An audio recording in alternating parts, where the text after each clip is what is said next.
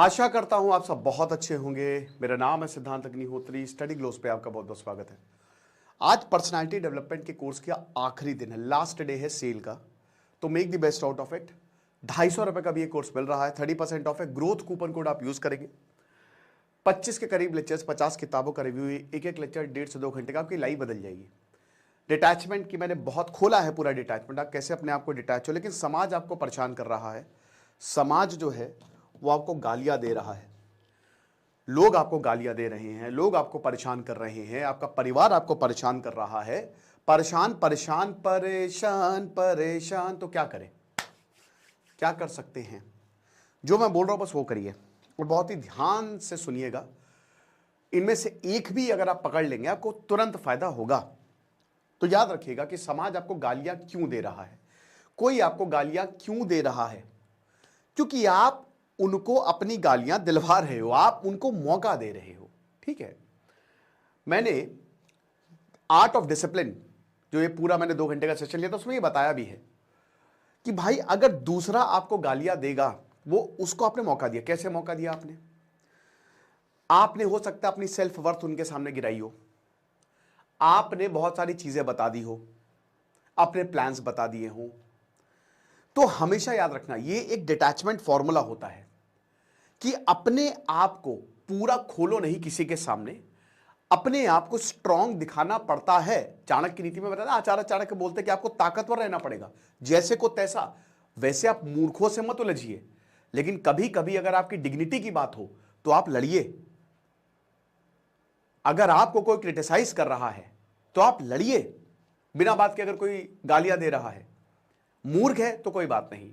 तो सबसे पहली बात जो है, अपनी वर्थ को आप सेपरेट करिए दूसरों के ओपिनियन से। चलो कोई बात नहीं, आपने बहुत सारी चीजें बता दी हैं, हो सकता है आपने अपनी वर्थ गिरा ली है किसी के सामने, कोई बात नहीं, लेकिन आप कुछ और हो। मैं पॉर्न एडिक्शन का कोर्स जब दीपक सर पढ़ा रहे थे, तो उसमें एक बच्चा आया था, बहुत ही परेशान था, वो IIT निकालिए। एक और था, उसने अपना इतना बिजनेस में प्रॉफिट कमाया और उसकी सेल्फ वर्थ एकदम खराब। दूसरों के लिए दूसरे हंसते हैं, दूसरे पंचायत करेंगे। तो हमेशा याद रखो, और ये बहुत जरूरी बात है, ये समझने की बात है, ये सिर्फ कहने की बात नहीं है कि कोई कुछ भी बोल रहा है कट जाओ। याद रखना, दुनिया से कटना एक बहुत अच्छी चीज होती है ना। जो टॉक्सिक लोग हैं उनके कटना बहुत अच्छी चीज होती है। 2-3, जब तीन समय पे आप कटिए। जब कोई इंसान आपको बहुत, कोई टॉक्सिक है, अब वो कुछ भी हो सकता है, अगर आपके पेरेंट्स भी टॉक्सिक बहुत ज्यादा है, अगर आपका समाज भी बहुत ज्यादा टॉक्सिक है जहां पे आप रह रहे हो, तो आप कट जाइए, निकल जाइए वहां से। जब आप बहुत ज्यादा पैसे कमाने लगे, हद से ज्यादा आप अर्न करने लगे, तब आप कट जाइए, बाकी सब पैसे मांगने आ जाएंगे, है ना। और मेंटल पीस के लिए कट जाइए। जब आपको लगे कि यार अब मुझे कुछ बहुत बड़ा करना है, तो भी आपको कटना पड़ेगा। क्यों? क्योंकि अगर आप उन लोगों के साथ रहोगे, दूसरे लोगों ने वो आपके जैसे जीवन जीने का सपना देखते हैं और वो पूरी कोशिश करेंगे। जैसे फ्रेडरिक नीश कहते हैं कि आपको स्लेव मेंटालिटी में खींच के लाएं, लेकिन ये आपके ऊपर डिपेंड करता है कि आप उसमें ना फंसे। तो इसके कुछ फॉर्मूलेज मैंने बताए थे, लेकिन मैं यहां पे भी आपको बता देता हूं। तो सबसे पहली बात यह है कि कोई कुछ भी बोले, विराट कोहली को कितना क्रिटिसिज्म होता है, नरेंद्र मोदी को देखिए, राहुल गांधी, अगर आप राहुल गांधी होते तो शायद आप जी भी नहीं पाते, लेकिन फिर भी वो अपना काम कर रहे हैं। तो आप अपना खुद का याद रखिए, दूसरा आपको कंट्रोल ना करे। कोई कुछ भी बोले, हटा दीजिए, सुनिए ही नहीं। आमतौर पे हमको बुराई सुनने में बड़ी मजा आती है।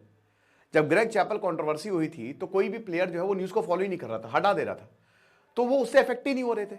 जब आप कोई बुरी चीज, गांधी जी का भाई बुरा मत बोलो, बुरा मत सुनो, बुरा मत कहो, बुरा मत सुनो, सबसे इंपॉर्टेंट है।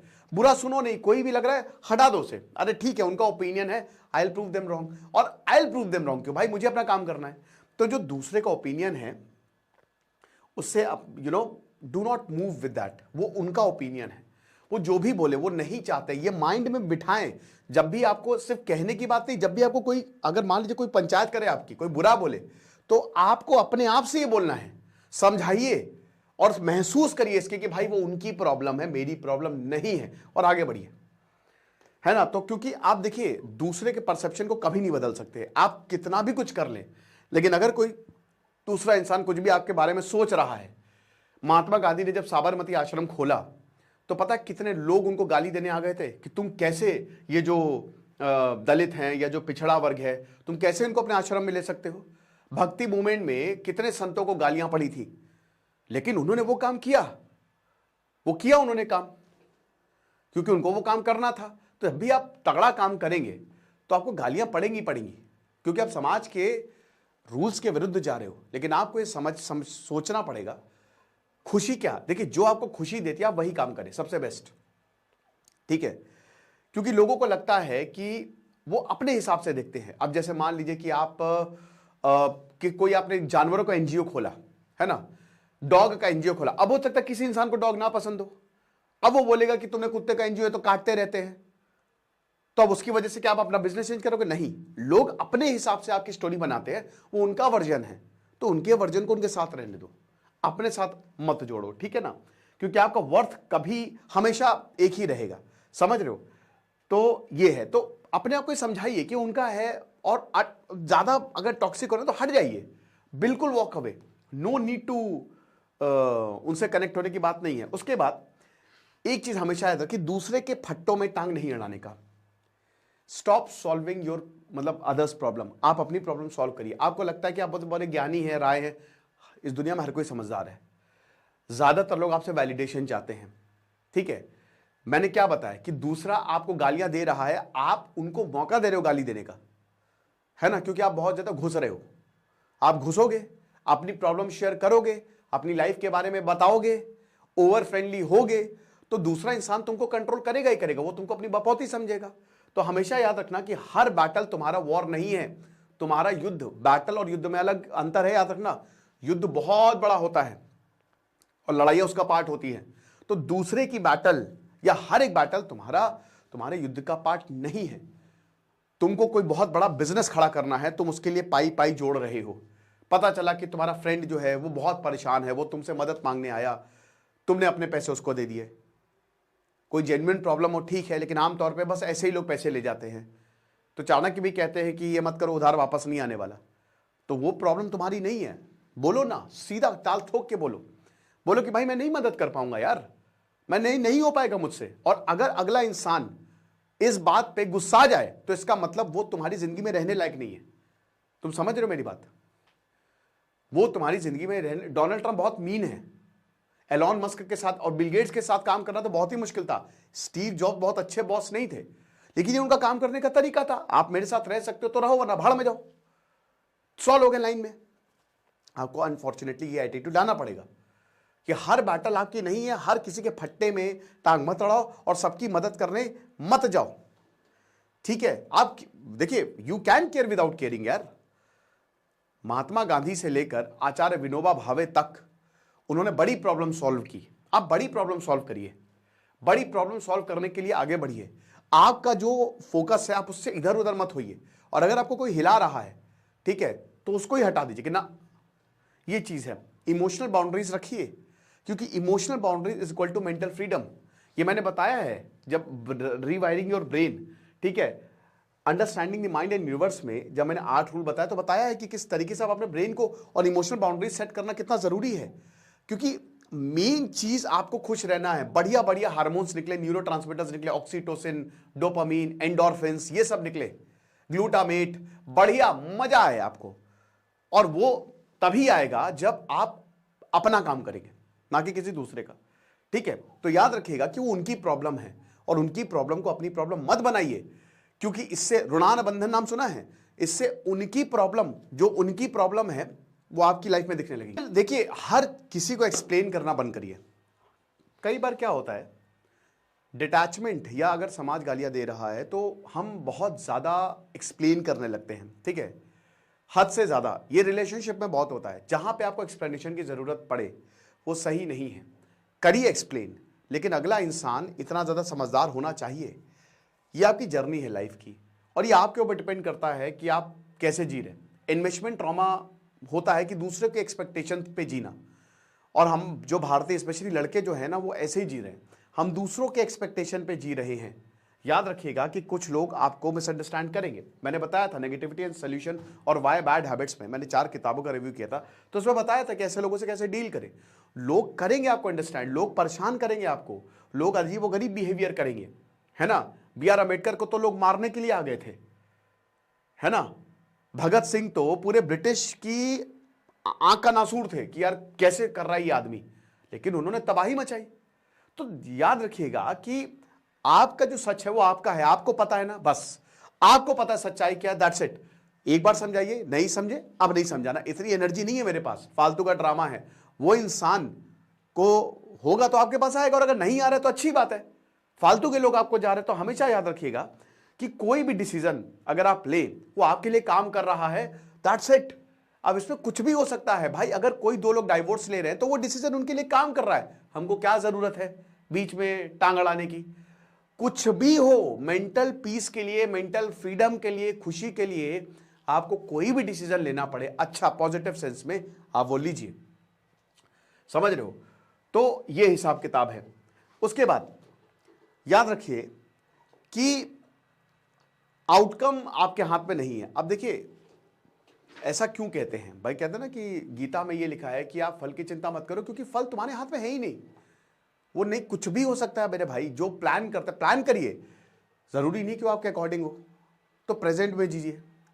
आपको अपने एक्शंस को कंट्रोल करना है। देखिए प्लानिंग करेंगे और अगर आप उसको माइक्रो लेवल पे ब्रेक डाउन करेंगे तो चीजें बहुत ज्यादा बेहतर हो सकती है। ये सेल्फ डिसिप्लिन और कॉन्फिडेंस में मैंने बताया है कि अगर आप उसको माइक्रो लेवल पे आप हर एक एक्शन को अपने ब्रेक डाउन कर रहे हैं, लेकिन उतना डिटेल एनालिसिस कोई करता नहीं है यार, और इतना सही भी नहीं है, हम लोग इंपल्सिव हैं, है ना।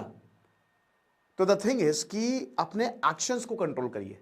आउटकम कुछ भी हो सकता है, हम रिजल्ट पे बंध जाते हैं। और ये बोलने की बातें सोचिए कि अगर हमने एग्जाम दिया, हमने बहुत मेहनत की, रिजल्ट उस तरीके से नहीं आया, दिमाग खराब होगा। अगर हम रिजल्ट का सोचे ही ना, अगर अब आप बोलेंगे सर फिर मोटिवेशन कहां से आएगा, आएगा ना। आप रिजल्ट का सोचिए लेकिन उससे बंधिए नहीं। Exam are the part of life. 1 घंटा दुख मनाइए फिर मूव ऑन करिए, चलो एक दिन दुख मना लो फिर मूव ऑन करो। हर वक्त उसी को सोचना, जो बीत गई सो बात गई, वो चला गया है, वो आप चेंज नहीं कर सकते। और याद रखिएगा जो हो गया है, जिसको आप चेंज नहीं कर सकते, बस इतना दिमाग में बैठा लीजिए कि भाई मैं क्यों दुखी हूं, क्या मैं उसको चेंज कर सकता हूं। सोक्रेट्स के कुछ सवाल थे, क्या उसको चेंज कर सकते हैं, क्या उससे आपको फर्क पड़ रहा है। अगर आप उसको चेंज कर सकते हैं तो दुख मनाइए, और अगर आप नहीं चेंज कर सकते हैं तो छोड़ दीजिए उसे। ये लाइफ है, ये सब होता रहेगा। हमेशा याद रखिए एक अच्छा आउटकम आपको तभी मिलेगा जब आपका एक सही माइंडसेट हो, ठीक है। तो मेंटली स्ट्रांग पीपल जो होते हैं ना, कि वो आउटकम्स को हटा ही देते हैं कि चलो ठीक है कोई बात नहीं, जो होगा देखा जाएगा, अभी फिलहाल हम काम करते हैं। जर्नी पे फोकस करिए, जर्नी तो खूबसूरत होती है ना, सबसे खूबसूरत जर्नी होती है। एक बार आप मंजिल पे पहुंच जाते हैं, हो सकता है ठीक है आप कहीं जाते हैं, 4 धाम जा रहे हैं, केदारनाथ पहुंच गए, अच्छी बात है, लेकिन जो जर्नी है देहरादून से केदारनाथ जाने की, हरिद्वार से केदारनाथ जाने की, वो खूबसूरत है, और वो खूबसूरत होनी चाहिए, ठीक है ना। तो हमेशा याद रखिए और अपने आप से एक सवाल पूछिए कि मेरे कंट्रोल में क्या है। जो आपके कंट्रोल में है आप उसको कंट्रोल करिए, उसको चेंज करिए। जो आपके कंट्रोल में नहीं उसको लेट गो करिए, ठीक है ना। उसके बाद ऑब्जर्व करिए, बहुत ज्यादा जरूरी है। ऑब्जर्व करिए, एब्जॉर्ब मत करिए, हर फीलिंग को अपने साथ मत ले जाइए। दूसरा बता रहा है, ऑब्जर्व करिए, उसकी फीलिंग को, उसको अपने आप से मत जोड़िए, चाहे वो कोई भी हो, आपकी पत्नी ही क्यों ना हो। थोड़ा सा इसमें डिटैचमेंट की जरूरत है, ये रूल है। हर इमोशंस को अगर आप कैरी करने लगेंगे तब तो हो जाएगा बेड़ा गर्क। ये सब मेमोरीज हैं, याद रखिएगा। अच्छी मेमोरीज, बुरी मेमोरीज, ये सब आपके साथ रहेंगी, लेकिन ये आपके ऊपर है कि किस पे आपको ज्यादा ध्यान देना है। कोई बुरी मेमोरी है, पता है बहुत मुश्किल होता है, मैंने मेडिटेशन में बताया है कि किस तरीके से आप उसको हटा सकते हैं, बट मुश्किल होता है। इट्स नॉट ईजी कि कोई भी खराब मेमोरी को अपने आप से दूर करना, इट्स वेरी डिफिकल्ट, लेकिन फिर भी वो आपको करना पड़ेगा। ये आपके हाथ में, आप उसको कैसे करेंगे, उसको ना लेके आए पास में। हर इमोशंस को कैरी करने की जरूरत नहीं है, वो इमोशंस को लेके चलिए जो आपके साथ जिंदगी भर रहे हैं, और जो बढ़िया इमोशंस हो और जो आपके गोल की तरफ आपको ले जाए। फालतू के इमोशन जैसे गुस्सा हो गया, बिना बात का गुस्सा हो गया, बहुत ज्यादा इमोशनल या रोना धोना हो गया, रोइए, ऐसा नहीं है, दूसरों के सामने कभी मत रोइए, अपनी कमजोरी मत दिखाइए, या फिर दूसरों को मजाक उड़ाना हो गया, ये सब तो नेगेटिव इमोशंस हो गए। नेगेटिव इमोशंस कभी भी कैरी मत करिए, राइट। कभी भी आपको लगा, जब आपको लगे कि यार बहुत ज्यादा ट्रिगर्ड मैं फील कर रहा हूं, तो जस्ट से कि ठीक है, दिस टू शैल पास, हो जाएगा, कोई दिक्कत नहीं है। और याद रखिएगा कि अगर आप चुप रहते हैं तो सबसे बेस्ट है। चुप रहना is the best thing. Her situation पे आपकी कमेंट्री की जरूरत नहीं है, हर सिचुएशन पे आपके एडवाइस की जरूरत नहीं है। Silence is more powerful than speech, है ना। कभी कभी बिना बात का ड्रामा मत क्रिएट करिए। मैंने क्या बताया कि आप सब कुछ, आप थोड़े मतलबी होइए, सब अपने लिए करिए, दूसरों के लिए नहीं। समझ रहे हो? जो भी आपका पर्पस है उसकी तरफ जाइए। जब आप पर्पस की तरफ जाते हैं तो आप इन फालतू चीजों में नहीं पड़ते हो। कभी भी ऐसा फालतू का ड्रामा बोला, हाँ समझ गया समझ गया, बिना बात के चीजों में मत। मैं देखता हूं कि ट्रेन में जा रहा हूं तो वहां पे लोग बहस करने लगते हैं, अरे ये सरकार है कि भाई क्या जरूरत है, अपना मेंटल पीस बना के रखो, वो तुमको क्या मिलेगा, और परेशानी होगी और झगड़ा हो सकता है उसमें। जहां पे आपको लगे कि हाँ ये कॉन्फ्लिक्ट है, कॉन्फ्लिक्टिंग सिचुएशन, अपने आप को दूर कर ले। तो ये सारी चीजें हैं, याद रखिएगा कि आपकी वर्थ है, इमोशनल बाउंड्रीज बहुत ज्यादा जरूरी हैं। शॉर्ट आंसर्स करिए, स्ट्रॉन्गर प्रेजेंस रखिए, बहुत ज्यादा मत बोलिए, एक्सप्लेन मत करिए, प्रेजेंस आपकी तगड़ी होनी चाहिए। और डिटैचमेंट कोल्डनेस नहीं है, बस ये योर वेल बीइंग है। याद रखिएगा कि जो इतना शोर शराबा है ना, उसमें आप शांत रहे, दैट्स इट। बाकी बहुत अच्छे से मैंने चीजें बताई हैं पर्सनालिटी डेवलपमेंट कोर्स में, और आज आखिरी दिन है। Make the best out of it. कुछ नहीं, पढ़ते रहिए। जैसे सिद्धांत अग्निहोत्री, साइनिंग ऑफ।